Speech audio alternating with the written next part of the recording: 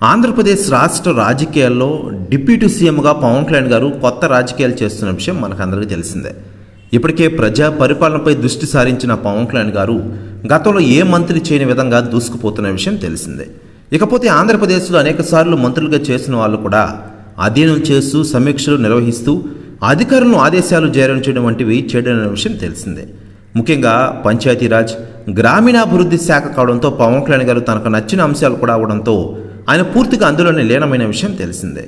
ఇతర విషయాలను ఆయన పెద్దగా పట్టించుకోకపోవడం లేదు. కేవలం తన శాఖ తన వద్దకు వచ్చిన సమస్యలను మాత్రమే ఆయన పరిష్కరించుకుంటూ వెళ్తున్న విషయం తెలిసిందే.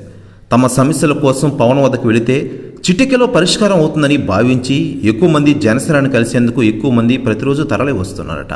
ఇక ఇదిలా ఉండగా పవన్ కళ్యాణ్ గారికి ఇటీవలే అప్రమత్తంగా ఉండాలంటూ కేంద్ర నిఘా వర్గాలు హెచ్చరికలు జారీ చేసిన విషయం విదితమే. కొన్ని అవాంఛనీయ గ్రూపుల్లో పవన్ కళ్యాణ్ గారి ప్రస్తావన వచ్చిందని, పవన్ కళ్యాణ్ గారు ప్రతి నిమిషం అప్రమత్తంగా ఉండాలని అవసరం ఉందని, పవన్ కళ్యాణ్ గారి మీద హత్య కుట్ర జరుగుతుందని కేంద్ర నిఘా వర్గాలు వెల్లడించిన విషయం తెలిసిందే. ఇక అప్పటి నుంచి పవన్ కళ్యాణ్ గారికి సెక్యూరిటీ టైట్ చేశారు. మరోవైపు పవన్ కళ్యాణ్ గారికి కేంద్రం స్పెషల్ సెక్యూరిటీ నిర్మించిన విషయం తెలిసిందే. అయితే లేటెస్ట్గా అందుతున్న సమాచారం ప్రకారం పవన్ కళ్యాణ్ గారి కోసం ఇండియాకు వచ్చారట అమెరికన్ సెక్యూరిటీ. ప్రెస్ న్యూస్ కూడా తెగ వైరల్ అవుతోంది ఆంధ్రప్రదేశ్ రాష్ట్ర రాజకీయాల్లో.